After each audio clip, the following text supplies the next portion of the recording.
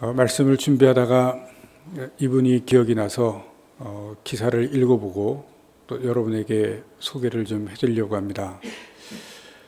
6.25가 난 바로 직후에 일어났던 일입니다. 한 어머니가 4살, 5살 난 아이를 데리고 골목길 모퉁이에 섰습니다. 그리고 자기 아들에게 이렇게 이야기를 합니다. 외투를 다 입히고 또 모자를 씌우고 또 신발을 씌우고 아이를 데리고 모퉁이에 서서 말을 합니다. 지금부터 계속해서 길을 걸어가는데 뒤를 돌아보지 말고 계속해서 걸어라. 아이가 엄마 말을 듣고 계속해서 앞을 향해서 길을 걸어 나갔습니다. 그러다가 엄마를 향해서 뒤를 돌아보았는데 엄마가 없습니다. 엄마가 사라진 겁니다. 아이를 그냥 그렇게 뒤를 돌아보지 말라고 하고 가버린 겁니다. 그때부터 이 아이의 길거리 생활이 시작이 되었습니다. 6.25가 끝난 바로 직후 먹을 것이 없고 또 배고픈 그 시절에 길거리에서 4살, 5살짜리 되는 아이, 자기 생일을 모릅니다. 그때 어머니를 잃어버렸기 때문에 언제 태어났는지 자기 생년월일을 모른다고 합니다. 먹을 것을 찾아서 이제 길거리에 나서게 되었는데 바로 엄마가 입혀주었던 외투 빼앗기고 모자 빼앗기고 신발을 빼앗겼습니다. 먹을 것을 얻으면 좋은 것을 다 빼앗깁니다. 이유는 한 가지입니다. 존재해야 될 이유가 없다는 것입니다. 생김새 자체, 외모 자체가 이 아이가 그렇게 모멸을 받는, 멸시를 받는 이유입니다. 혼혈하기 때문에 그렇습니다. 혼혈아로 태어나서 존재 자체가 차별이고 존재 자체가 모멸입니다.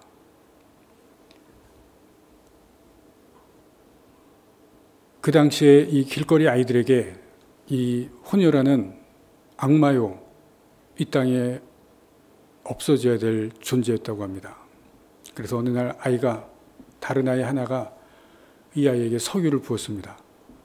팔에 석유가 부어지고 그리고 또 다른 아이가 성냥을 그어서 던졌습니다. 팔에 물이 붙었습니다.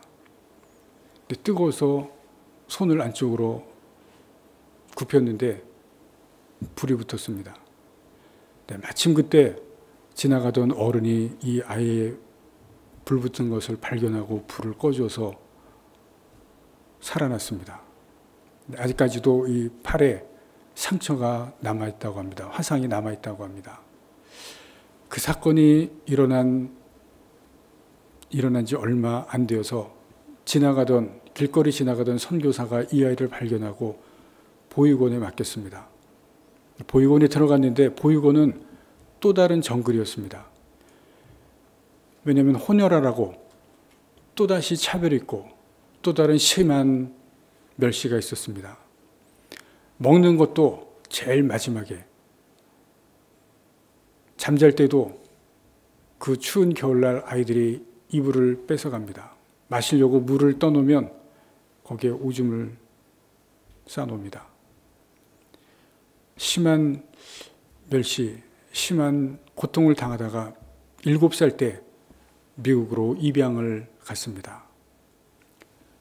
입양 가서 비행기에서 내리는 그때 자기를 입양한 부모님이 자동차 하나를 아이에게 주었다고 선물로 자기에게 주었다고 합니다. 그리고 그때부터 입양이 생활이 시작이 되었습니다. 위로 누나 하나, 그리고 바로 1살 아래 남동생, 또 그 아래 여동생이 있었다고 합니다. 그런데 자기보다 1살 바로 아래에 있는 남동생이 아주 똑똑했다고 합니다. 그래서 부모님의 기대가 그 1살 아래의 남동생에게 다 쏟아지고, 그리고 그 아이가 의대를 가서 잘 되기를 바랐다고 합니다.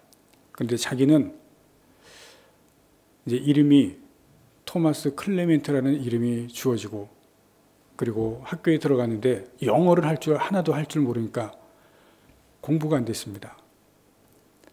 할 수가 없죠. 말이 안 되는데. 그러다가 6학년 때, 초등학교 6학년 때 처음으로 칭찬을 받아봤다고 합니다. 선생님에게. 아무것도 아닌데, 뭐 별로 특별한 것도 아닌데 선생님이 자기를 칭찬해줘서 너무나 좋았다고 합니다. 좋은 선생님을 만났죠. 근데 그 선생님이 정말 별것도 아닌데 자기를 그렇게 칭찬을 해 주었다고 합니다. 그 부모님이 실업계 고등학교를 진학을 시켰습니다. 그 실업계 고등학교에서 대학을 갔습니다.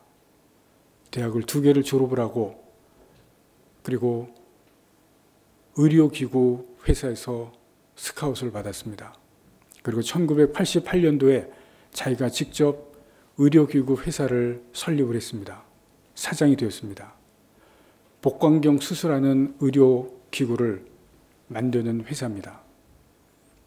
그리고 거기에서 사장이 되었습니다.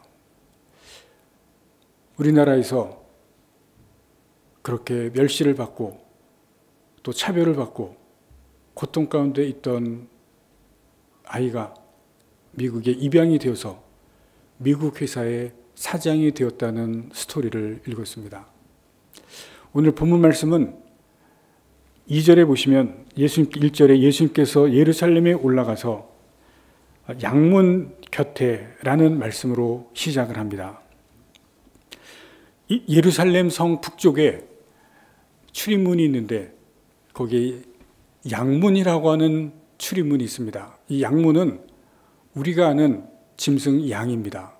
양의 문입니다. 왜 양의 문이라는 이름이 붙었냐면 예루살렘에 성전이 있습니다. 그 성전에서 제사를 지낼 때 1절에 보시면 유월절이라는 명절입니다.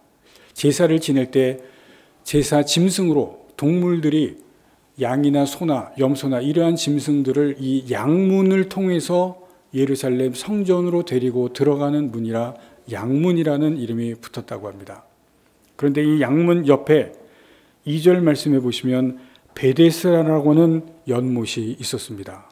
베데스다라는 뜻은 자비라는 뜻입니다. 자비의 못. 2절 마지막에 보시면 행각 5이 있다. 행각이라는 것은 위에 지붕이 있는 정자를 말합니다. 지붕이 있는 정자가 5개가 있다. 이것을 굳이 요한이 써놓은 이유는 이 연못의 규모가 굉장히 컸다라는 의미를 담고 있습니다. 규모가 굉장히 큰 연못이 지금 베데스다라는 연못입니다. 그래서 이 베데스다 연못에 어느 날 갑자기 물이 동합니다. 갑자기 물이 동하면 3절에 보시면 병자들 중에 누군가 가장 빨리 들어가는 사람이 병에 어느 병이든지 낫는 그런 기적이 일어난다고 사람들이 믿었습니다. 미신입니다. 천사가 물을 동하게 한다. 학자들에 의하면 자연적으로 물이 움직이는 때가 있었다고 합니다. 자연적으로 물이 움직이는데 환자나 병자들은 병이 있기 때문에 병이 낫기를 간절히 원하는 마음 때문에 누구든지 먼저 들어가면 낫는 그런 일이 실제로 있었고, 또 그런 일이 실제로 있었기 때문에 그러한 간절한 마음 때문에 그 간절함으로 경쟁심으로 이 연못에 모여들었습니다. 그 중에 38년 된 병자가 이 연못가에 있었습니다. 38년 병자. 어떤 병인지 알 수 없었지만 여러분, 이 병자의 상태를 우리는 짐작할 수 있습니다. 38년 동안 병에 걸렸고, 그리고 여기에 지금 홀로 누워 있었다는 이 상태, 여러분 어떻습니까? 모든 희망이 다 사라져 있는 상태입니다. 절망 중에 절망의 상태라는 것을 우리가 볼 수 있습니다. 처음에는 아마 가족이 있었을 것이고 또 친구가 있었을 수도 있습니다. 왜냐하면 물이 갑자기 움직이면 처음에 들어가서 병을 나을 수 있었기 때문에 누군가 그 일을 해주기 위해서 같이 있을 수도 있었을 것입니다. 그러나 시간이 지날수록 다 떠나갔을 것입니다. 사람들에게, 친구들, 가족들에게 버려진 존재, 홀로 남겨진 존재, 7절 말씀을 봅니다. 움직일 때에 나를 못에 넣어주는 사람이 없어, 나를 도와주는 사람이 없는 외로움과 고독 속에 있는 비참하고 참담한 상태에 있는 것을, 그 기간이 38년이나 되었다고 하는 것을 우리에게 보여주고 있습니다. 오늘 이 시대를 대표하는 단어가 지금 매스컴을 통해서, 신문이나 방송을 통해서 우리에게 들려오고 있습니다. 혼자라는 단어입니다. 점점 혼자 사는 사람들이 많아지고 있기 때문에 이제는 이 단어가 우리에게 너무나 익숙해지고 있습니다. 혼자. 여러분, 그것과 엮여지는 많은 단어들을 옛날에 한번 말씀을 드렸는데 이제는 너무나 많은 단어들이 너무나 쉽게 사용되어지고 있기 때문에 이제는 우리에게 너무나 익숙합니다. 얼마 전에 고시원에 있는 사람들을 찍은 사진이 전시되었다고 하는 뉴스를 들었습니다. 고시원에 있는 사람, 한 평도 되지 않는 고시원에 있는 사람들이 어떻게 사진을 찍고 전시를 했을까? 굉장히 의아했습니다. 다른 사람들에게 잘 보여주고 싶지 않은 자신들의 모습, 일상인데 어떻게 찍었을까? 근데 연유를 알아보니까 그 사람도, 전시한 사람도 고시원 생활을 오래 했습니다. 거기 있던 사람들하고 친해진 몇 사람들에게 사진을 좀 찍자고 하고, 근데 그것을 어떻게 전시했을까? 근데 이 사람이 그 사람들을 설득을 했다고 합니다. 당신들도 언젠가는 한번 당신들 인생의 주인공이 될 자격이 있지 않겠느냐, 그렇게 설득을 했다고 합니다. 그래서 사진을 전시하는 것에 동의를 얻고 전시를 했다고 하는 기사를 읽은 적이 있습니다. 몇 컷을 신문에 나온 것을 보았습니다. 그 사람들의 얼굴의 모습, 정면은 아니지만 얼굴의 모습들을 본 적이 있습니다.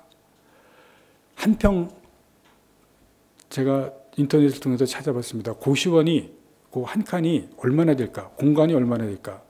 서울에 있는 고시원은 한 평 넘어가는 곳이 없다고 합니다. 거의 다 한 평이 안 된다고 합니다. 거기에서 살아가고 있습니다. 혼자 살아갑니다. 그런 사람들이, 혼자 사는 사람들이 많습니다. 지금 이 본문에 나오는 38년 된 병자, 우리 시대를, 지금 이 시대의 사람들의 모습을 반영하고 있습니다.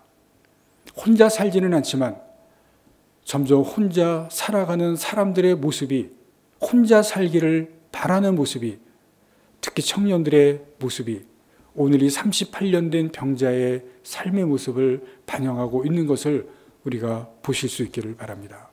마음의 문을 닫고 있습니다. 어제 나온 뉴스는 사람들이 관계를 정리해가고 있다고 합니다. 어느 날 내 핸드폰을 보니까 너무나 많은 사람들의 이름이 있습니다. 정리해 간다는 것입니다. 사람들 관계하는 것이 피곤하다는 겁니다. 혼자만의 시간을 갖고 싶고 혼자만의 시간의 여유를, 혼자만의 있는 것이 좋다는 겁니다. 혼자. 38년 된 이 병자의 모습. 혼자 있는 것이 편한 것 같은 이 시대. 그러나 그 마음의 깊은 곳은 고독과 외로움입니다. 예수님께서 이 38년 된 병자를 찾아가시고 고쳐주시고 있습니다. 그런데 오늘 이 본문의 병고침의 사건은 사복음에 나오는 다른 병자들의 고침과 차이점이 있습니다. 첫 번째는 다른 병고침의 사건 속에는 병자나 또 그 가족이 예수님을 찾아갑니다. 지난주에 우리가 본 것처럼 왕의 신하, 자기 아들이 죽을 병에 걸려서 왕의 신하가 예수님께 찾아가서 내 집에 오십시오. 내 아들을 고쳐주십시오. 다른 사건들도 보시면 병자나 그 가족이 직접 예수님께 찾아가서 고쳐달라고 합니다. 그런데 오늘 본문을 보시면 특이한 장면이 보여지고 있습니다. 예수님께서 이 38년 된 병자를 찾아가십니다. 6절 말씀을 봅니다. 예수께서 그 누운 것을 보시고 병이 벌써 오래인 줄 아시고 이르시되 내가 낫고자 하느냐. 여러분, 이 말씀을 보시면 이 병자는 예수님에게 관심이 없습니다. 나를 고쳐달라고 말씀하지도 않습니다. 전혀 예수님에 대해서 아무런 관심도, 병 낫기를 원하는 모습도, 고쳐달라고 말씀하시는 것 없습니다. 다른 병 고침의 사건하고 전혀 다른 모습을 보여주고 있습니다. 그런데 예수님께서 먼저 내가 병이 낫고자 하느냐 말씀을 하시면서 병을 고치십니다. 전혀 다른 병 고침 사건하고 다른 모습을 보여주시고 있습니다. 그러면서 예수님께서 고치십니다. 두 번째입니다. 다른 병 고치는 사건들은 예수님께서 많은 경우에 믿음을 요구하시거나 또 믿음이 있는 것을 확인을 하시는 것을 성경에서 볼 수가 있습니다. 내게 믿음이 있느냐, 혹은 믿음이 있는 것을 확인을 하시면서 병을 고쳐주시는 많은 경우가 있습니다. 그런데 오늘 본문 사건은 전혀 그렇지가 않습니다. 자세히 보시면 오히려 믿음이 없는 것처럼 보입니다. 예수님께서 내가 병이 낫고자 하느냐 물으실 때 7절 말씀에 보시면 병자가 어떻게 말합니까? 물이 움직일 때 나를 넣어주는 사람이 없어서 내가 연못에 들어가지 못합니다. 전혀 딴 얘기를 합니다. 내가 병이 낫기를 원합니다. 이분이 좀 나에게 왜 이런 말씀을 하시지? 예수님에 대해서 조금이라도 들은 말도 없습니다. 소문도 듣지 못합니다. 병이 낫고자 하는 의지, 믿음에 대한 눈꽃만큼도 보여지지 않습니다. 그런데 여러분 잘 보십시오. 예수님께서 믿음을 확인하지도 않으시고 믿음을 요구하지도 않으시고 그냥 고쳐주십니다. 다른 치유의 사건과 전혀 다른 모습을 보여줍니다. 치유 집회를 보시면, 치유 집회 혹시 가신 분 보시면 믿음이 전혀 없이 처음 그 치유 집회 오는 사람, 전혀 예수 믿지 않는 사람이 고쳐지는 것을 혹시 보신 분 계실 것입니다. 왜 그렇게 되는지 우리는 알 수 없지만 오늘 본문에 보시면 믿음이 없어도 고쳐진다는 것을 오늘 이 사건이 우리에게 말씀해 주시고 있습니다. 믿음이 없어도, 전혀 믿음이 없어도 고침받을 수 있다는 것을 오늘 본문의 사건이 보여주시고 있습니다. 다른 믿음의 치유 사건과 다른 것이 오늘 본문의 사건입니다. 예수 믿지 않아도, 믿음이 없어도 병은 나을 수 있습니다. 오늘 이 사건이 그렇습니다. 이제 중요한 것을 말씀을 드립니다. 예수님께서 왜 믿음이 없어도, 믿음을 확인하시지 않으시고도 이 사람을 고쳐주셨을까? 38년이라는 이 오랜 동안 병에 있었는데 왜 믿음이 없이도 믿음을 확인하지도 않으시고 또 이 사람이 예수님께 찾아오지 않으셨는데도 고쳐주셨을까? 하나입니다. 이 사람이 오직 은혜로, 전적인 은혜로 치유를 받았다는 것입니다. 여러분, 오늘의 이 사건은 오직 은혜입니다. 은혜로만 치유를 받았다는 사건이 오늘의 이 사건의 아주 중요한 부분입니다. 믿음도 요구하지 않으시고 이 사람이 찾아오지도 않았는데 예수님께서 이 사람을 찾으시고 그리고 아무것도 요구하지 않으시고 고쳐주십니다. 단 하나, 은혜입니다. 오직 은혜로 치유를 받았습니다. 그런데 이 사건은 여기에서 끝나지 않습니다. 예수님께서 다시 이 사람을 만납니다. 오늘 우리가 읽지 않은데 14절 말씀을 봅니다. 그 후에 예수께서 성전에서 그 사람을 만나 이르시되 보라, 내가 나았으니 더 심한 것이 생기지 않게 다시는 죄를 범하지 말라. 여러분, 이 사건은 오늘 본문 19절 말씀에서 끝날 수 있는 사건입니다. 왜냐하면 38년 동안 얼마나 오랜 기간입니까? 예수님께서 만나시고 고쳐주신 사건으로 9절에서 딱 끝날 수 있는 사건인데 14절에 그 후에 다시 예수님이 만납니다. 왜 예수님께서 다시 만나셨을까? 그리고 14절 말씀에 무슨 말씀을 합니까?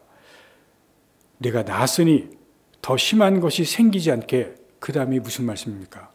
다시는 죄를 범하지 말라. 무슨 말씀입니까? 이 사람이 병에 걸린 것은 죄 때문이라는 것입니다. 내가 죄 때문에 병에 걸렸기 때문에 너 다시 죄를 짓지 말라. 두 가지가 우리가 지금 의문이 듭니다. 왜 예수님께서 이 사람을 다시 만나셨을까? 왜 죄를 다시 짓지 말라고 하셨을까? 왜 이 말씀을 하셨을까? 여러분, 이 두 가지 질문이 우리에게 일어납니다. 왜 다시 만나셨을까? 왜 다시 이 말씀을 하셨을까? 왜 이 말씀을 하셨을까? 여기는 중요한 이유가 있습니다. 오늘 말씀의 핵심입니다. 왜 이렇게 하셨을까? 이 사람이, 여러분, 38년이라는 이 시간, 어떤 시간입니까? 어마어마하게 긴 시간입니다. 여러분, 아파 보신 분 계시죠? 얼마나 아파 보셨습니까? 여러분, 38년을 아파 있다는 것은 이거는 엄청난 고통입니다. 엄청난 고난의 시간입니다. 그런데 이 38년의 병을 예수님께서 고쳐주셨다. 고칠 수 없는 병을 고쳐주셨다는 것은 아까 말씀드린 것처럼 무조건적인 은혜입니다. 그냥 주신 은혜입니다. 그런데 지금 이 사람이 이 은혜를 깨닫지 못하고 있습니다. 예수님께서 고쳐주신 이 은혜를 이 사람이 깨닫지 못하고 있다는 것입니다. 그래서 예수님께서 다시 찾아오셨습니다. 너 지금 내가 너를 낫게 한 이 은혜를 알지 못한다.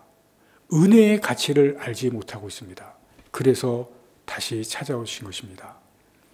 이 사람이 은혜의 가치를 알지 못하기 때문에, 은혜를 깨닫지 못하고 있기 때문에 지금 그대로 살고 있다면, 그대로 산다 그러면 무슨 일을 하겠습니까? 예수님 말씀하신 것은 이것입니다. 다시 죄를 지을 것이라는 것입니다. 여러분, 잘 들으시기 바랍니다. 은혜를 받았지만 예수님께서 이 사람에게 은혜를 주셨습니다. 이 사람은 은혜를 받았습니다. 그러나 은혜를 은혜로 알지 못하고 은혜를 깨닫지 못하면 옛날의 모습으로 다시 돌아갑니다.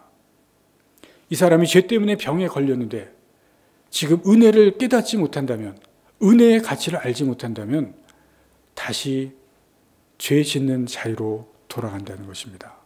그래서 예수님께서 다시 찾아오셨습니다.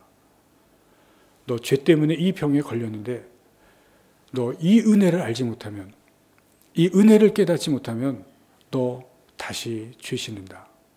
그래서 다시 오셨고 이 중요한 말씀을 다시 하십니다. 다시 죄 짓지 말라. 은혜를 깨닫지 못하면, 은혜를 받았는데 그것을 깨닫지 못하면, 은혜를 은혜로 알지 못하면 옛날의 모습으로, 옛 생활로 다시 돌아갑니다. 아까 처음에 말씀드린 토마스 클레멘트, 여러분, 이분이 7살 입양을 갔습니다. 첫날 밥을 먹습니다. 자기한테 밥이 나왔는데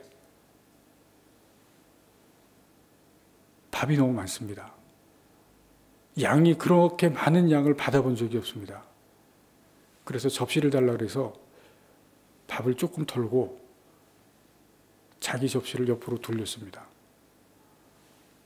그 많은 양을 받아본 적이 없기 때문에 그게 다 자기 밥이라고 상상을 해본 적이 없어서 접시를 달라고 해서 조금 덜고 옆으로 돌렸습니다. 식구들이 다 웃었다고 합니다. 밤에 잠을 자는데 침대에서 자본 적이 없었습니다. 길거리에서 자고 집에서도 보육원에서도 바닥에서 자고 매일같이 침대에서 떨어졌습니다. 꿈에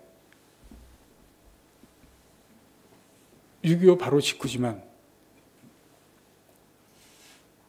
총성이 들리고 그리고 밤하늘에 날아들었던 비행기 소리 그리고 그 엄마가 이렇게 이야기를 해줬다고 합니다.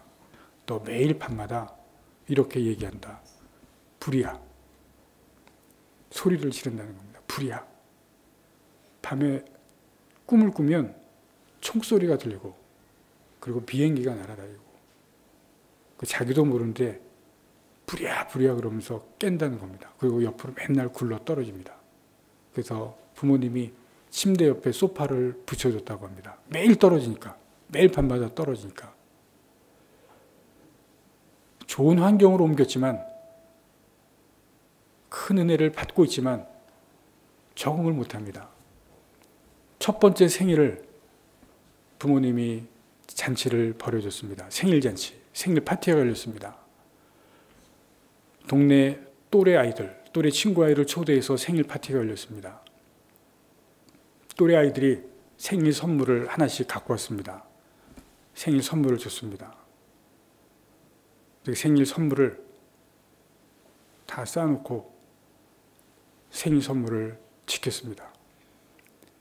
자기 생일 파티가 열리는데 생일 선물 하나도 누가 가져가지 못하게 파티가 열리고 자기 생일 파티가 열리고 있는데 거기 가지 않고 하루 종일 그것만 지키고 있었다고 합니다.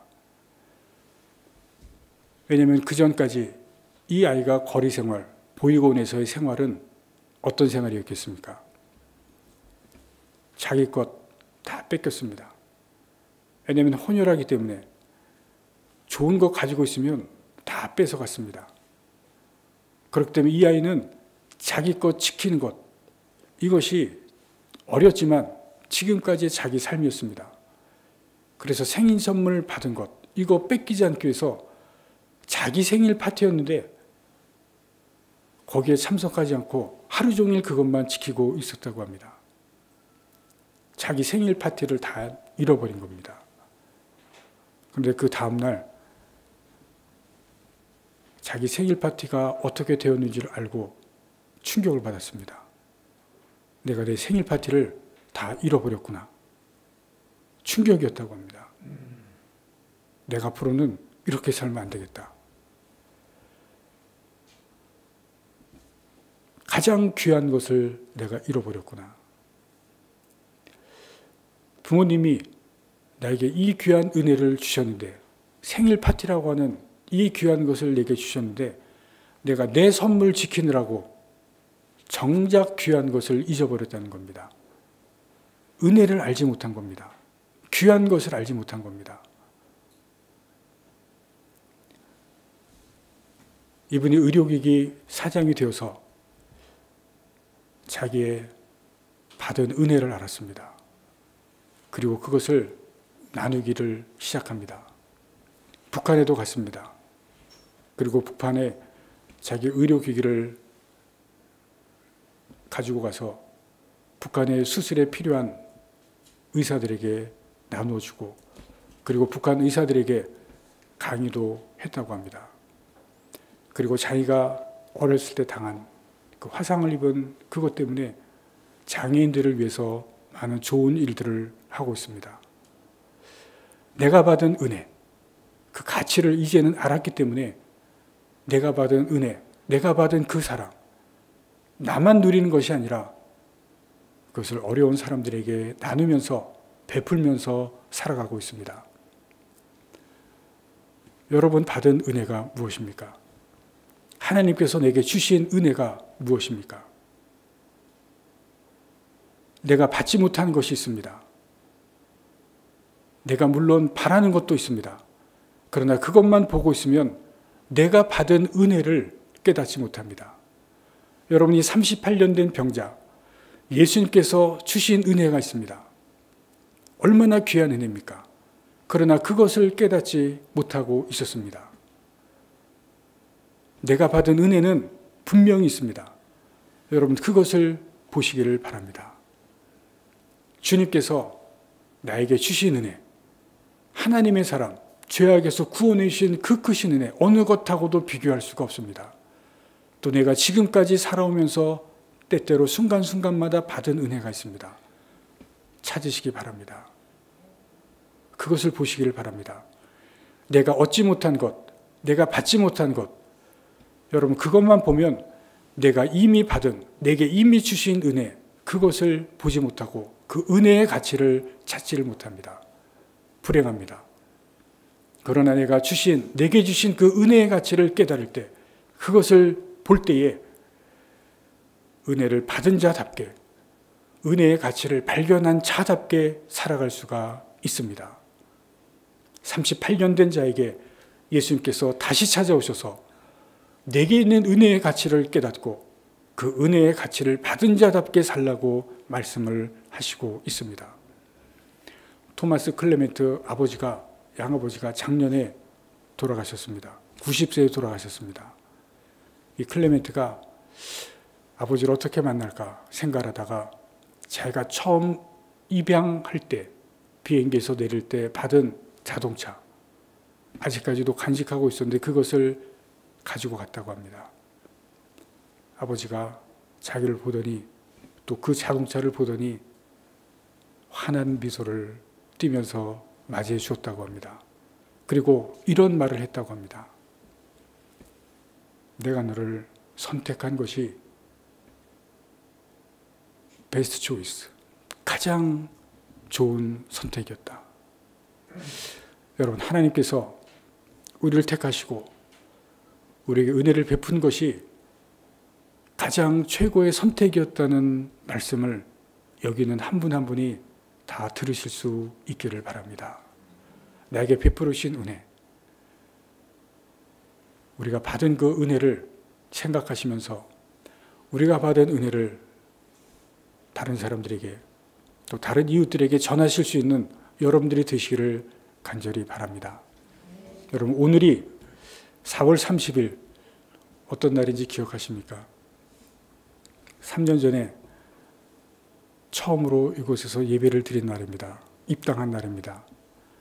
이곳에 계신 분도 계십니다.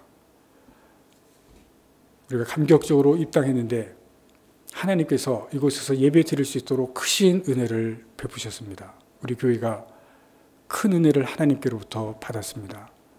그 은혜를 기억하시면서 이 교회가 하나님의 은혜를 받은 것을 기억하면서 그 은혜를 어떻게 갚을지, 받은 은혜대로 이 교회를 어떻게 만들어 가실지 우리가 깊이 생각하시면서 교회를 교회답게, 또 하나님의 은혜를 베푸는 교회로 만들어 가시는 우리 모두가 되실 수 있기를 간절히 바랍니다.